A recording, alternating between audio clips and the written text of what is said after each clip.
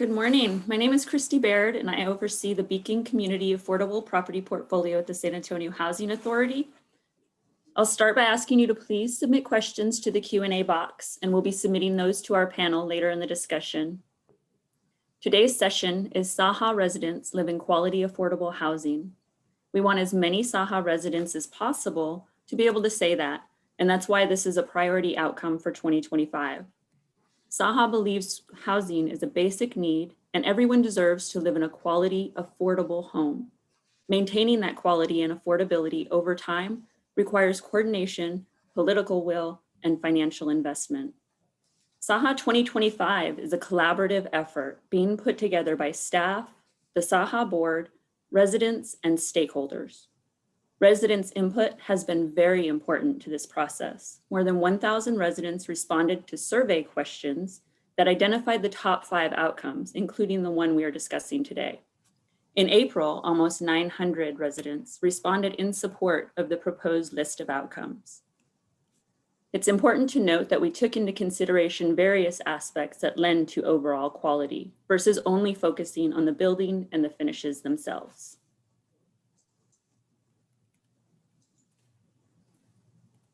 Now I'll ask each of our esteemed panel members to provide a brief introduction of themselves and the organization they represent. We'll start with Zulika. Hi there, good morning, everyone. My name is Zulika Morales Romero. I'm with the field office for the U.S. Department of Housing and Urban Development. We're located here in San Antonio. We cover quite a bit of territory here in Texas. Central and South Texas is amongst our territory. Thank you very much for the invitation today. And Marnie? Good morning. I'm Marnie Holloway. I'm the director of the Multifamily Finance Division with the Texas Department of Housing and Community Affairs. My division is responsible for receiving applications, reviewing, and making award recommendations to our board of directors for low-income housing tax credits and also our direct loan program that provides funds for multifamily developments across the state. We currently are participating in the creation of more than $1 billion annually of debt and equity for multifamily housing. Thank you. And Edward Gonzalez?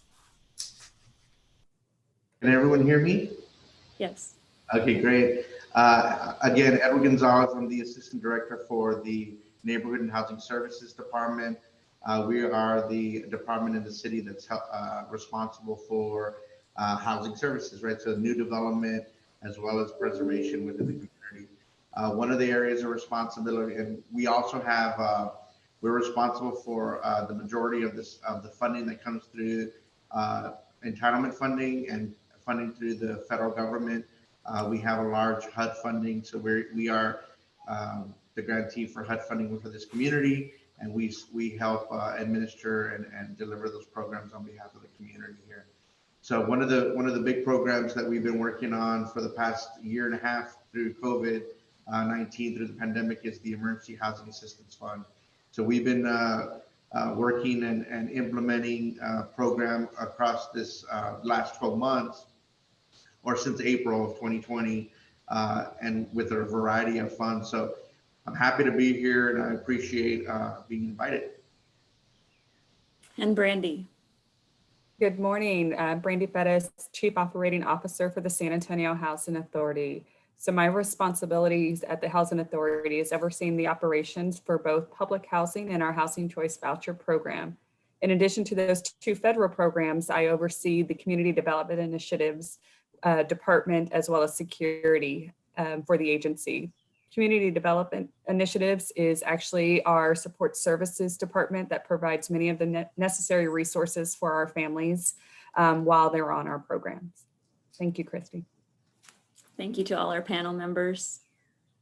Our topics today are general and consider all SAHA communities as a whole versus any one property individually. Today's discussion is focused on prioritizing partnerships that improve neighborhood conditions around properties. Let's get started with the first question for our panel. What does quality affordable housing mean to you and your organization? Let's start with Brandi. So for the San Antonio Housing Authority, I think quality, affordable housing for us and how we continue to look at it for our families that we serve is one, that they get to choose a home that meets their needs and their definition of quality. And then that they're paying no more than 30% of their incomes towards rent. We do know that because we oversee 2 of the federal programs that we do have quality standards that the units have to meet, or the homes for our family. But our main focus is having the family define quality for themselves. And same question, what does quality, affordable housing mean to you and your organization? Marnie? I think that quality housing, sort of following on Brandi's comments, includes tenant choice or resident choice is an important piece of it. But the other part of it is making sure that the developments that we're participating in are well constructed and meet a number of quality standards that are in our rules and regulations, but also that the developments we're participating in are located in areas that don't have things like undesirable site features or neighborhood risk factors that can negatively impact the residents of the property. And that also keeping in mind that we are involved in and participating in these developments for more than 30 years, so that those quality standards are maintained over time. Okay, thank you. And same question, what does quality, affordable housing mean to you and your organization? Edward? Thank you for the question. So yeah, it's very similar to, I think this is important. You're going to hear some of the same themes right across all the panelists, because we do work so closely together and we align our priorities. I mean, we're one of the largest players in the community, and we're trying to do the same work. So for us, it's twofold. One is for new developments, we're wanting to make sure that those are diverse in areas that we can give residents choice, right, where they want to live. So if somebody is wanting to go into an affordable unit, it doesn't mean that they have to be locked into a specific part of the city, right? So there should be affordable units across the community in various different locations throughout we think of council district, right? So we want affordable housing developments to be in every single council district, because we want residents to have choice of where they live, right? And they want an affordable. When we talk about affordability, we also talk about what Brandi mentioned earlier about 30% of their income. We don't want for folks to be paying for housing that's more than 30% of their income, right? So we don't think that is affordable. So it should be less. And we know that there are many folks that pay more than that 30% of their income for whether that be rental or mortgage, right? So if they're homeowners, they're paying a little bit more, and that's evident with some of these. We've been seeing some of these applications through our DHAP program, and we're saying, hey, this is something that we need to provide some additional support or case management for, because we see that you're a little bit outside of that 30% range, right? So that's something that we do. In terms of existing housing stock, we do have rehabilitation programs that we run, and we really want, as part of those rehabs, we want those houses to be in, we see a lot of communities in San Antonio and a lot of residents that are living in substandard housing, right? So our rehabilitation programs are meant to enhance those houses, to make them livable. I think in some cases, residents are applying for a smaller program that we have. And when we go in and look at it, we say, no, you really need to, this is a major renovation that we need to do to your property. Not only to bring it up to code, but to bring it up to a standard that everyone would feel comfortable living in, right? So that means new wiring, that means leveling the house. where some of the applicants may think that they just need a new roof, right? So that's what it means to us. So both on the rehab side and the development side. Thank you. And same question, what does quality affordable housing mean to you and your organization? Zulika? Good morning, and thank you for the question. I mean, I think that for here representing HUD, it is part of our mission and of what all the funding that we provide, not just to SAHA, but to the city. All of it is oriented towards quality affordable housing. And what do we mean by quality? We will mean that it has to be safe. It has to be with all the need to satisfy all the needs that the residents have. Affordable, affordability, we can have a long conversation about affordability. I think affordability when it comes to the funding that we provide to SAHA as well as to the city, we do follow that, we're the ones that are requiring that 30% their income go towards their rent. But affordability for, let's say, for example, that we have our partner here, Marnie Holloway, she can also talk about some of the affordability that they have, which is not falling into that 30%. It really is depending on what's affordable to each one of those people that come to seek for affordability. So affordability for me may be different than for others. But when it comes to the HUD funding, we are following that process. We are following that 30%. Okay.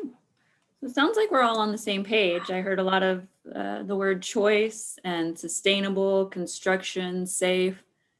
So that's really good to hear. So our next question is, historically, what have been the key aspects to track quality at the Housing Authority? Brandi? So at the Housing Authority, I've mentioned a couple of times, we have two federal programs, the Housing Choice Voucher Program, which we serve a little over 12,000 families in the San Antonio community. And with that, obviously, we do talk a lot, and Zulika's, here joining us. HUD heavily regulates housing authorities in specific areas, and especially when it comes to quality. And so with the Housing Choice Voucher Program, all units must meet HUD's defined housing quality standards. And so before any of our families move into a unit, they are inspected. We do recurring inspections biannually. We also do any type of inspections if the family reaches out to us as well. In public housing, those are units that are managed by the Housing Authority, and we are responsible to maintain based off of the Real Estate Assessment Center, which is REAC. You'll hear a lot of acronyms in HUD, and they give us a list of items that we must use, and that determines the quality of the unit. I think the Housing Authority in itself, we've recognized, as I mentioned earlier, quality expands not just based off of the unit conditions. It goes by what the family considers for their community. So do they have access to medical care, quality schools, transportation, support services, and even job training or even jobs? And so we are trying to take all of those considerations and know that each family's needs are different based off of where they are when they're on any of our program. We do serve half of our program is elderly and disabled. So, most likely they are looking for a home near medical facilities or even their family. They have to have that support system. And so we recognize there's an array of quality and being able to work together with multiple entities to kind of help make our families, while they're receiving services or on our programs, making sure that they maintain that quality of home that they deserve. So thank you, Christy. Thank you. Just a quick follow-up question to that for Marnie. Brandi mentioned HUD's HQS, Housing Quality Standards. Can you just touch on what they're called even? So for TDHCA, we start from those regulatory requirements, both the ones that Zulika and Brandi mentioned, but actually expand on those as we're starting new projects. So our development and unit amenities go much further with our requirements, and also Ed mentioned rehab. Our standards for rehabbed developments are going to build on those regulatory requirements. For instance, things like upgraded appliances or unit sizes or construction methods that hopefully created a much better unit to start from. And then, as I mentioned, that 30-year period, we are, our compliance division is visiting these properties regularly to make sure that those standards are being maintained. Okay, thank you. Our third question, in our feedback from residents, we've found that quality encompasses more than the individual unit, but it includes the property and exterior neighborhood as a whole. What have you seen as best practices for quality partnerships to address neighborhood deficiencies?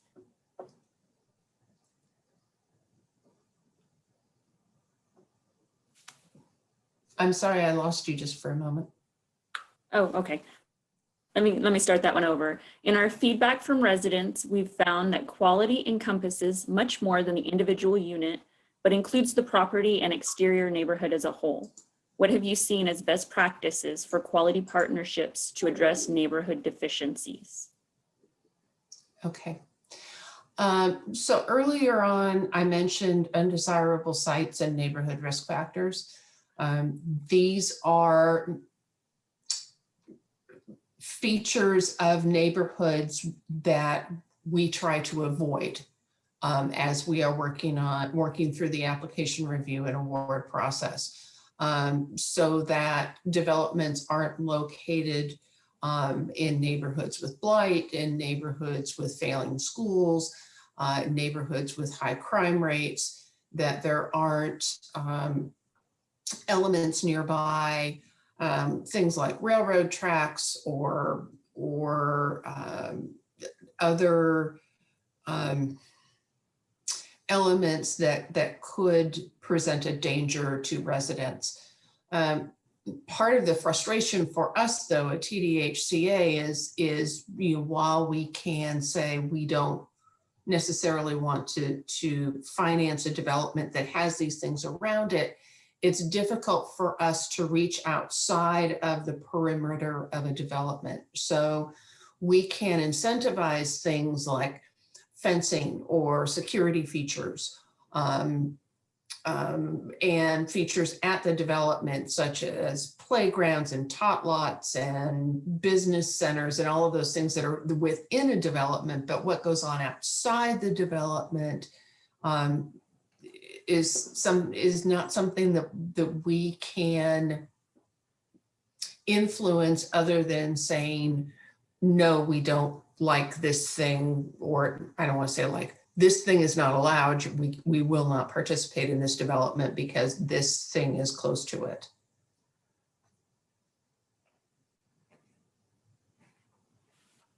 Okay. Did any of our other panels have any items to contribute to that question? Comments?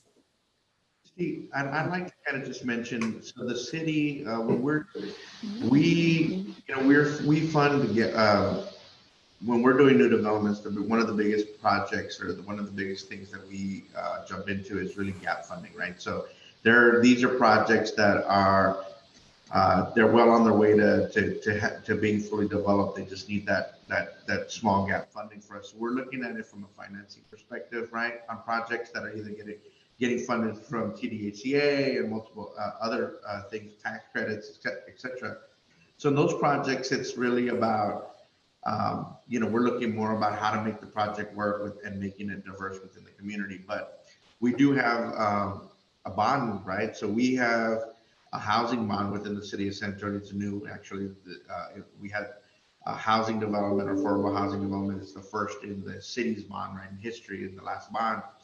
We don't necessarily, at this point, fund development of that units, but we fund the infrastructure, right? So this is where it goes to, these are areas that we can identify, and we can identify locations within the city that say, hey, this is where we want to improve this specific area. And we, through the bond, can do work to provide infrastructure, also provide other amenities that are synergy, that have synergy across the city, right? So if a specific council district is trying to transform an area that has typically been known for blight and or drug activity, et cetera, then the city, through the bond program, can find those locations, do large infrastructure investment so that the developers that are providing that unit can utilize that. So I think that's really how the city invests and how we influence the outside area as opposed to what the actual unit that somebody's going to live in.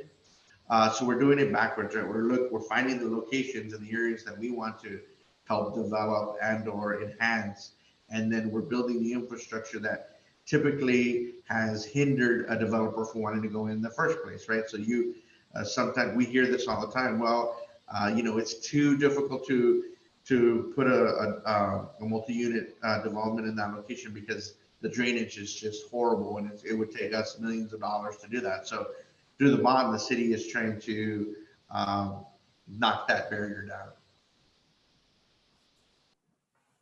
Thank you. So Christy, I'm in here and I response as well as others. I do want to say that I do believe that the question came out as do we think that quality affordable housing is beyond just the unit and it goes to the neighborhood as well as the community partners?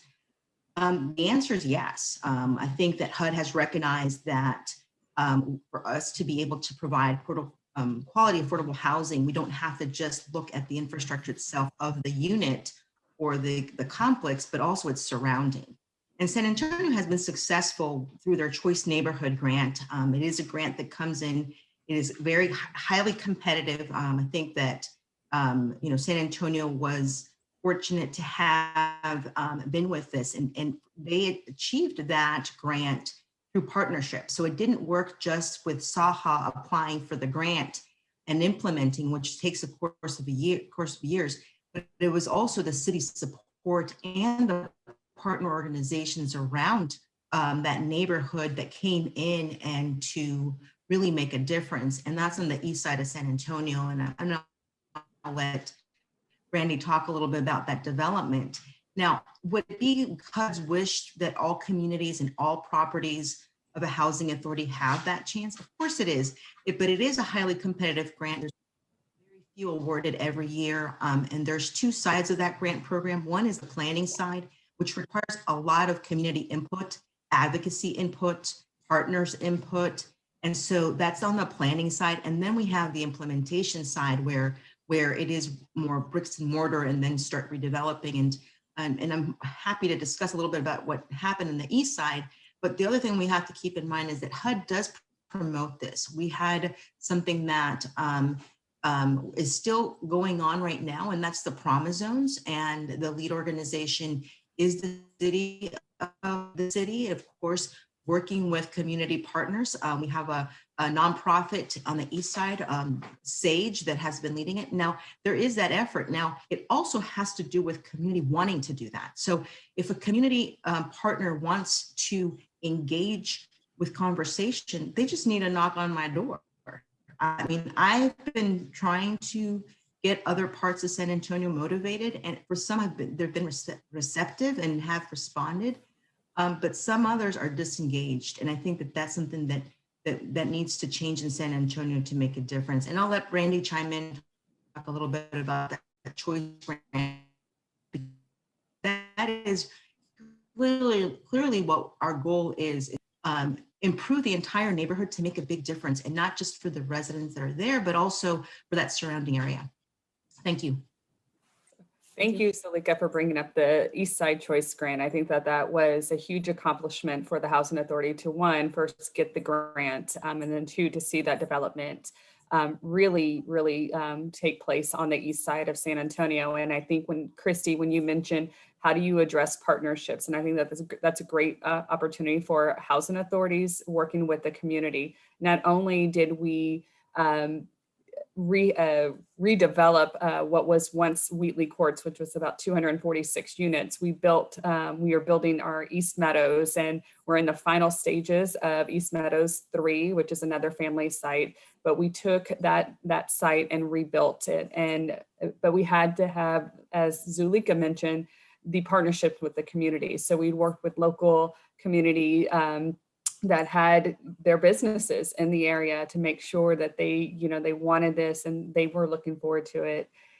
We also, again, when we talk about quality, I know and I know this is really more about the quality of affordable housing in San Antonio, but many of our families say security is part of that, right? So we, partnered with SAPD in trying to address security concerns of the residents going back to what used to be Wheatley Courts, and now it's East Meadows. And so those partnerships and this, would not have made that new development where it is today. And so we absolutely are glad, and as a housing authority, we'll always look at opportunities. As Zulika mentioned, it's not just about choice, but it's about promise and seeing where we can expand those opportunities within the city of San Antonio. Thank you, Brandi. Zulika, I think you may have hit the nail on the head, trying to get all areas of the city and all neighborhoods excited about affordable housing and partnering. And if we can crack that code, we'll be on to something. I mean, I think one last. Our next question, do you anticipate? Go ahead. I was going to add one last thing, is that the one thing that we have to keep in mind is that, yes, San Antonio Housing Authority is one of the biggest providers of affordable housing in San Antonio, but it's not the only provider of San Antonio Housing Authority. Of course, not the only provider of affordable housing. I mean, we have TDHCA, and I'm happy to have Marnie on the phone or on the line too, because they also provide a lot of affordable housing. We have our multifamily properties that do the same. So when we're looking at affordable housing, we have to look at it in a collective way. We have to make sure that we're looking at the whole scope. And I think community participation is key to this. And it's not just about complaining, and it's not about just that portion, but it's also trying to make a difference. How can we help make this happen for our community? And I think that's really important. And success has been seen around the country, has been seen in San Antonio. And so I don't think it's anywhere distant. I'm gonna go ahead and let you address those questions. Thank you.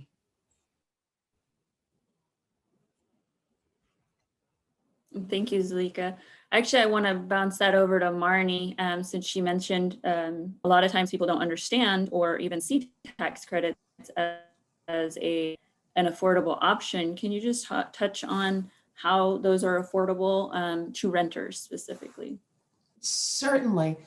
So properties financed with low-income housing tax credits in general, and this is a broad generalization, will have units that are available to tenants or to residents, at 60% of AMI or less. But there will be layers of that. So there are units that are available for residents with a little bit higher income levels. And then there are also going to be units that are reserved for tenants at much lower income levels, say at 30% of AMI. So those are going to be the folks who are living on SSDI or very, very low income households. There was a mention of 30% of AMI and the importance of that measure. And I think it's important for residents to understand that across these AMI bands, that someone could be at 51% of AMI, so they're not going to qualify for a 50% unit, they're going to qualify for a 60% unit, and those rents may be a little bit higher. But that said, the other thing I wanted to mention, I think it's really important, is that all of our TDHCA properties, all of our tax credit properties, all of our direct loan properties are required to accept the housing choice vouchers that Brandi mentioned, so that they provide a place for folks with those vouchers where they can always get a unit. And that's been an issue for a number of years, is you have a voucher and where can you go that's going to be affordable, that's going to be an acceptable place to live. And that's an important part of what the tax credits provide. I can also tell you that there are a couple of tax credit programs. The most competitive one, the 9% housing tax credit, incentivizes developments in communities that either have certain opportunity index features, so proximity to grocery stores and pharmacies and the kinds of amenities that were mentioned earlier, but also properties and developments or properties that in neighborhoods that are undergoing positive change. So the neighborhoods that Ed mentioned, where the city is making these investments in infrastructure and improving neighborhoods, are the kinds of locations that we as TDHCA are looking for to invest in. Thank you for that. Our next question, do you anticipate additional grant opportunities geared toward neighborhood support becoming available in the city over the next 5 years? That's for you, Ed. Well, I certainly hope so. I think the short answer is yes. I think the funding, obviously the city utilizes a lot of federal funding, so I think that's really kind of the big player in town. How does that federal funding flow to the local community? But in addition, I just keep thinking that I want to emphasize that affordable housing is important to this council and to the city. So the more local funds that can be provided to support development, and that's what's going to happen, I believe, and specifically around the bond, right? So I think as we go into the next bond cycle, there will be things where we can possibly expand how we're doing the work, right? So obviously the voters would have to approve that, but it's something that the community and the council is really looking forward to expanding. So outside of that, I think housing rehabilitation is also a much needed thing or item in San Antonio. So it's not about just creating new and brand new units. So obviously we have to catch up, and we're behind on that, and we have a tremendous need. But we also about preserving units. That's important for us, and the council and the local funds will continue to be utilized to fix roofs, to rehab, minor repair and reconstruction. So I think yes. So the short answer is yes. Okay. Just briefly, some folks on the call may not be familiar with bonds or grants. Do bonds and grants also have, just like TDHCA and HUD, do they also have quality standards of their own? So yeah, so I think for us, the bond, when we're doing working with a developer through a bond project, we recommend. We have very strict guidelines in terms of what the unit and what we're looking for in terms of size of the unit. So we do infrastructure. We say, look, this is the type of unit that we want to be built, even for specific populations, right? I think there was one that we were trying to do that says, we're trying to help people transitioning out of foster care, right? So how do we obviously we can't direct or determine who goes into what units, right? That's a little bit outside of our authority, but we can build units that kind of incentivize certain populations or help certain populations based on what's happening in the surrounding areas, right? So we're saying, well, this area is by the local college, right? So obviously this is going to be where college students are going to reside, et cetera. So I think that's kind of what we keep in mind as we're doing those things. But in terms of quality, yes, we're not wanting to invest millions of dollars into a project, and then at the end of the day, somebody is moving into substandard or non-high quality. When we talk about workmanship, right? We want quality products that are going to last for more than 20 to 30 years. Thank you for that. Did anybody else, Marnie, Zulika, Brandi, have any comments on additional grant opportunities that you'd like to share? I just Right. wanted to touch on, Ed mentioned bond financing. One of the things that happened recently with CARES Act legislation was a change in how the tax credits that go with bonds for affordable housing work, and will hopefully make that a more attractive tool for developers. Through bond financing, we can produce hundreds and hundreds of affordable units, generally at that 60% of AMI or less. And we're hopeful that moving forward that this fix in the CARES Act legislation will increase those opportunities moving forward. Thank you. So Christy, what I would like to add is that, of course, our appropriations has already been set. So as the federal government, once our budget is approved, we know what we're going to be funding, and the language is already there. And for the case of grants, the Choice Neighborhood Grant will still move forward. Choice Neighborhood Grant, like I said before, is something that San Antonio had taken advantage of, and they will likely continue to pursue and submitting an application. Now, this is a discretionary grant, which means that it's a competitive grant. It doesn't come in formula. And so that's something that's going to continue. And we are really emphasizing on our Promise Zone work right now. With this new administration coming in, there's a lot of focus on retaking and re-engaging with Promise Zone. So that's something else that's moving forward. Okay, good to know. Thank you. Yeah, I'd like to add to what Zulika said.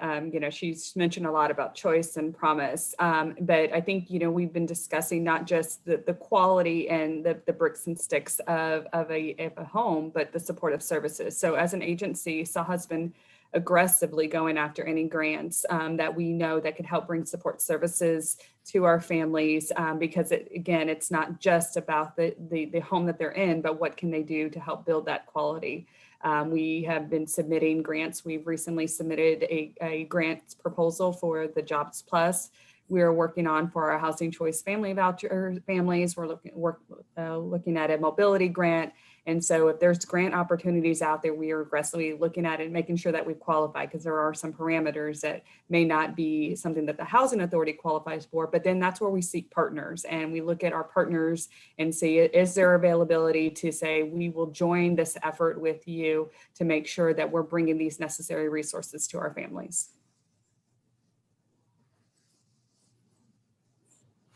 Great, thank you. And our next question, will the new administration and the effects of the pandemic still not for affordable and or subsidized housing? Zulika?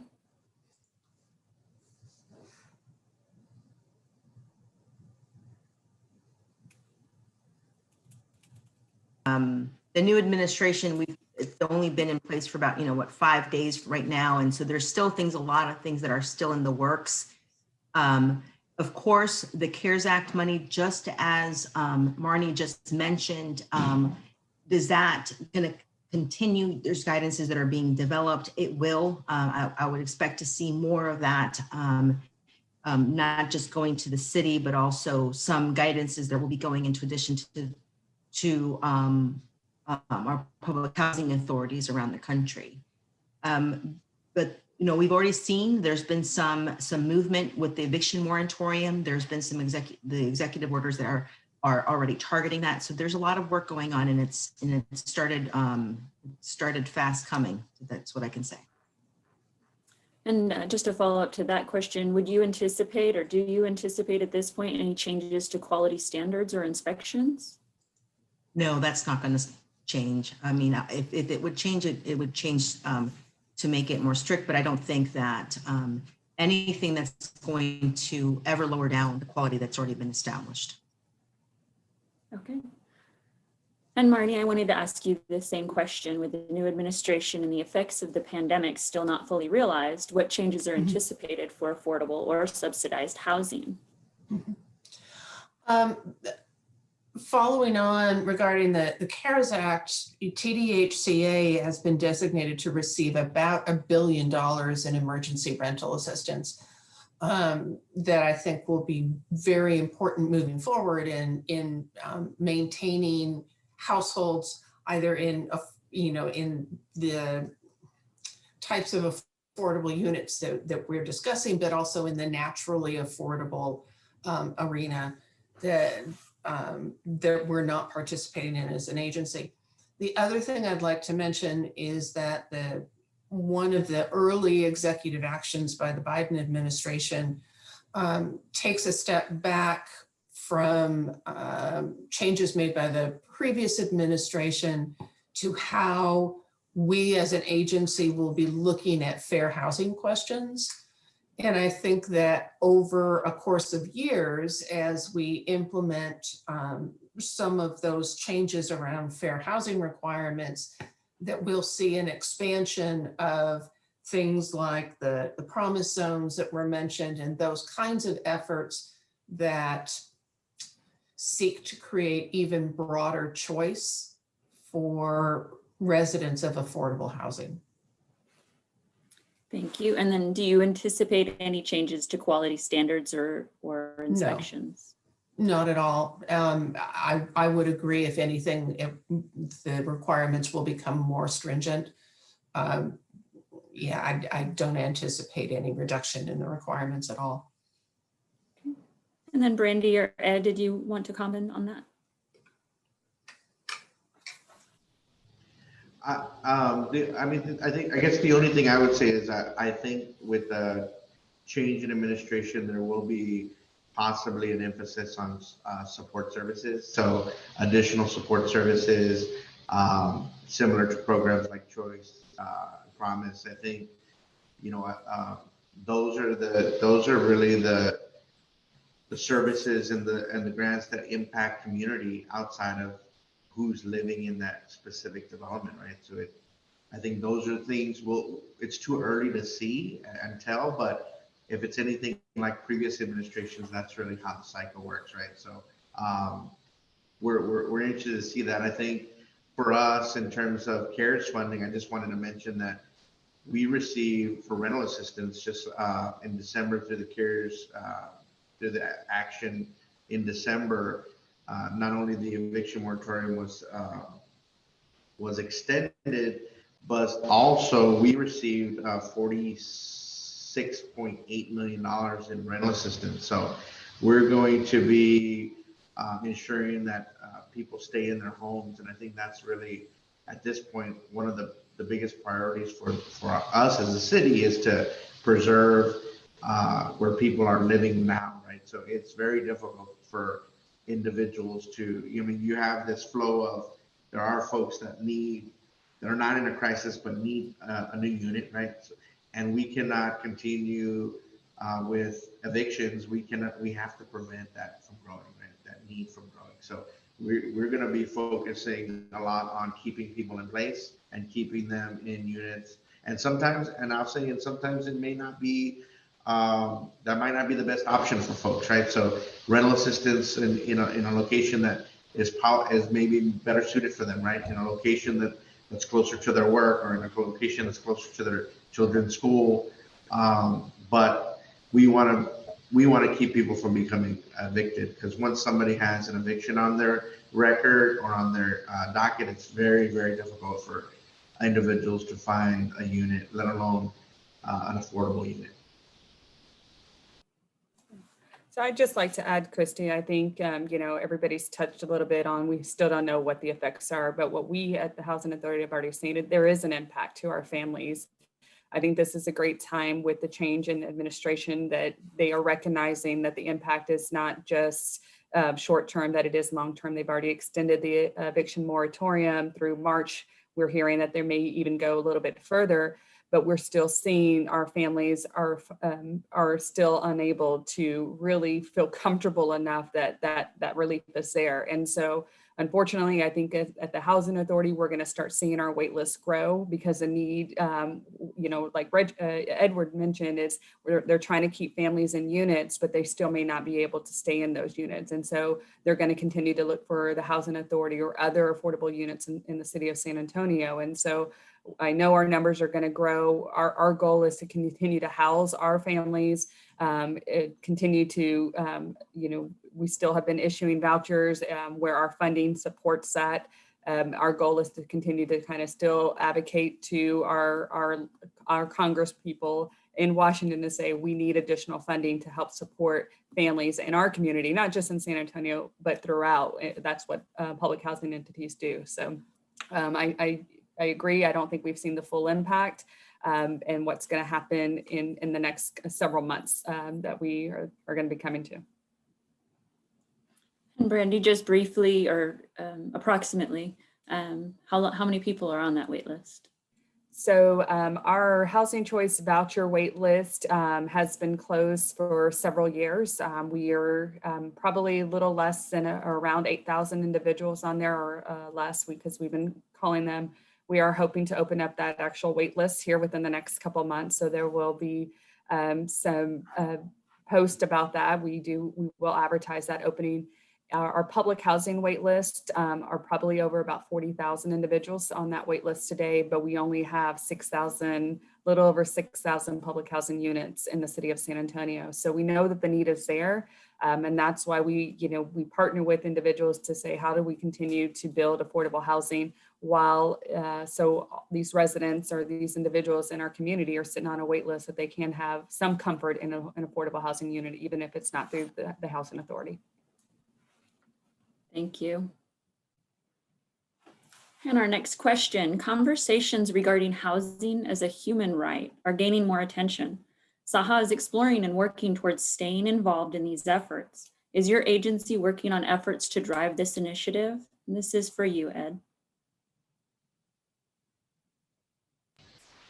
For me, absolutely. I think, housing is a right. I think, the work that we do I think what my mind immediately goes to is the work that we do with folks that are not housed, right?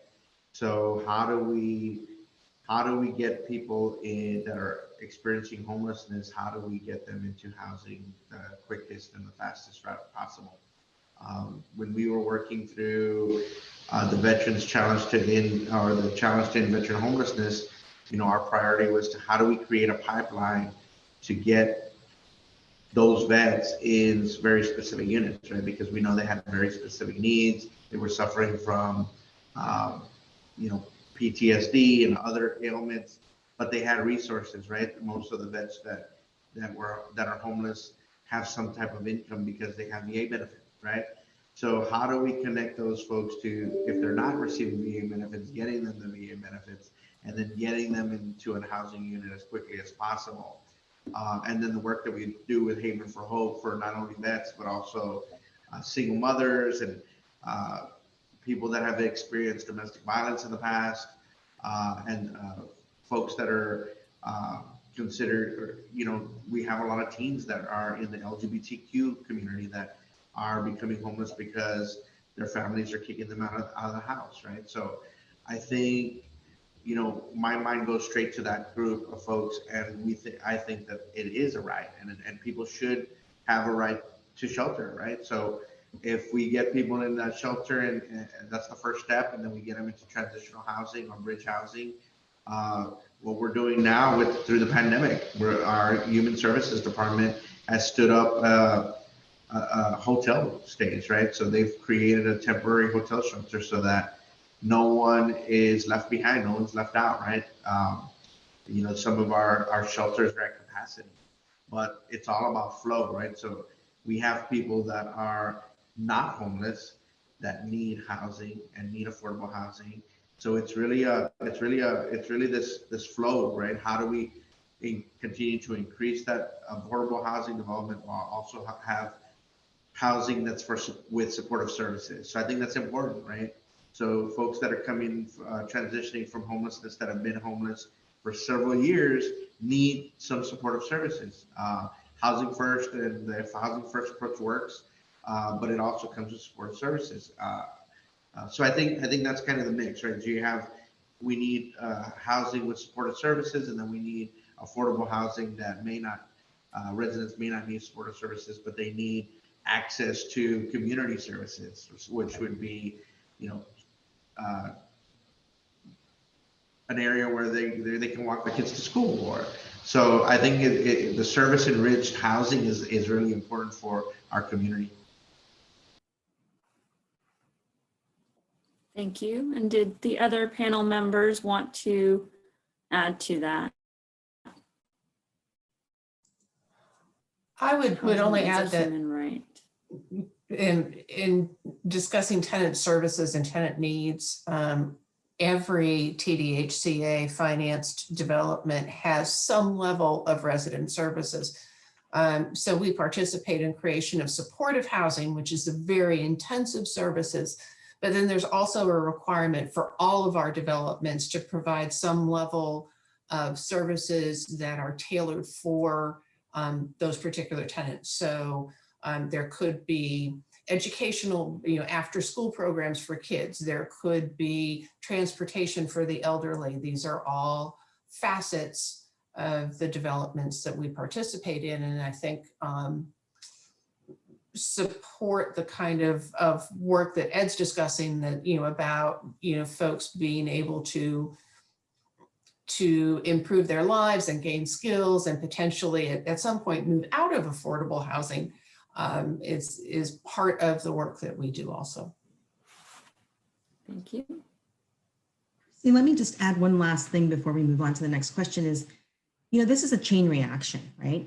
Is housing a right? It is right. It is a right. But in order for those residents to improve, and just as Marnie just mentioned, to perhaps move out of affordable housing and move into market rate housing, it takes not just the supportive services, but really opportunity around their area. So if we look at right now what San Antonio's average median income, and that's what AMI stands for, we're looking at less than $30,000 a year.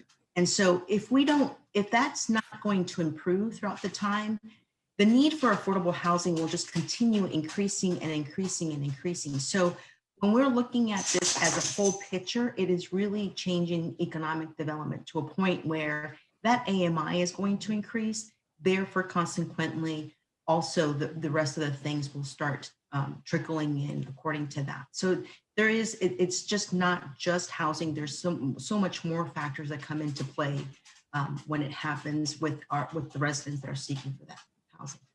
Thank you. Thank you. Okay, and we've had a really robust conversation, and we have a few questions from our viewers.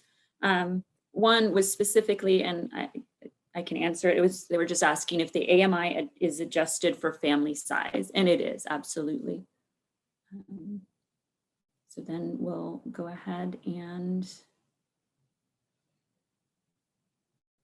we had a question about security is important, but when your rent goes past the voucher and needing to submit a request for a rental increase, then how are residents supposed to feel secure?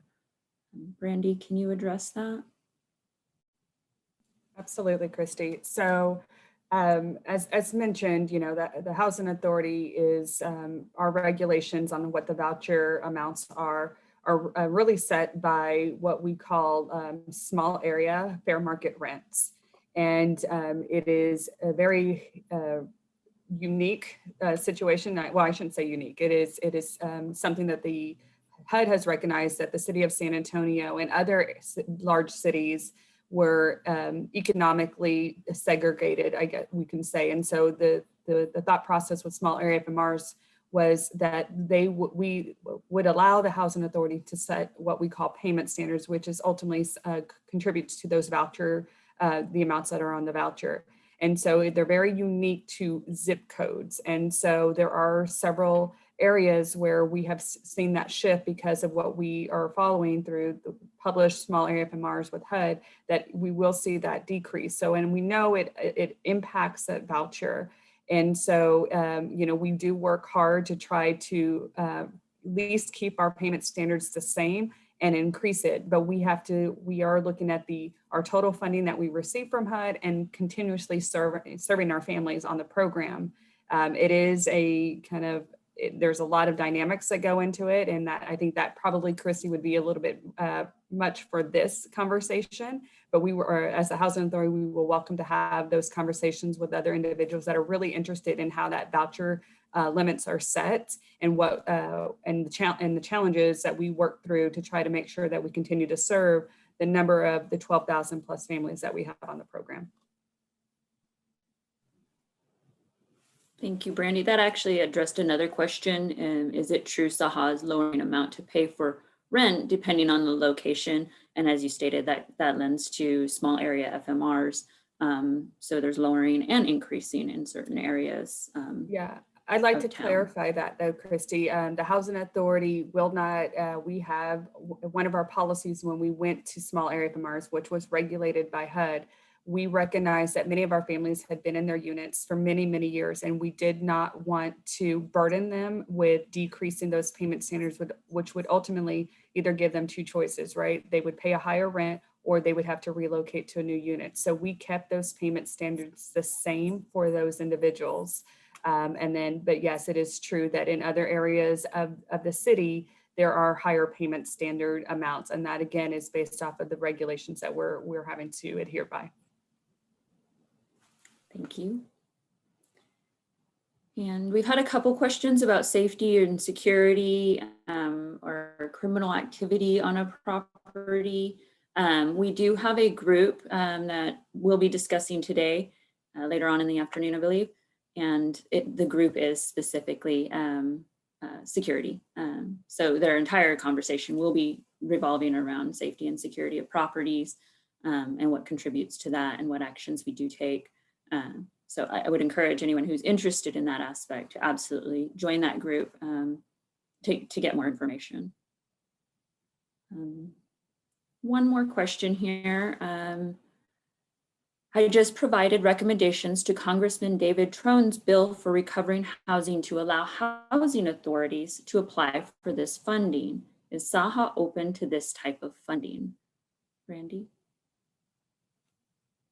So as mentioned, I mean, and I don't know the specifics of what the recommendations to that bill is if the San Antonio Housing Authority qualifies for it, I think it's something that we definitely would pursue. I would kind of leave that open-ended until we know what exactly were the recommendations for that bill. So thank you, Christy. Thank you. Christy, can I just, And then one last, yes, can I please. just add something really quick to that last comment? And I appreciate Beverly for making that question and letting us know that she had taken action. Reality is, like on my side here in the federal government, working for HUD, I don't lobby, I can't lobby, but at the end of the day, the way that communities make a difference is working with their representatives and making sure that their voices are heard through them. And so I appreciate Beverly's action and moving forward. And I just encourage people that are listening to our call today that they're also encouraged to do the same, because we alone cannot make the difference. We don't decide what our budget's going to be. You know, we are the ones that implement it, take action on it, and we're your advocates. And I want to make sure that we are your advocates, but we can't do anything other than what you do for your community on your own. Thank you. Thank you for that, Zulika. And we've run out of time. The one last question was, how can community organizations work with you to ensure that we have safe and drug-free housing? I just want to say, reach out to the Housing Authority. We are exploring new partnerships. We welcome them all the time. So please reach out to the Housing Authority. We do have a policy and planning department, and we would love your input. I want to thank all of our panel members. Your partnership is valuable to the Housing Authority, and we appreciate all of your time and partnership. Have a great day.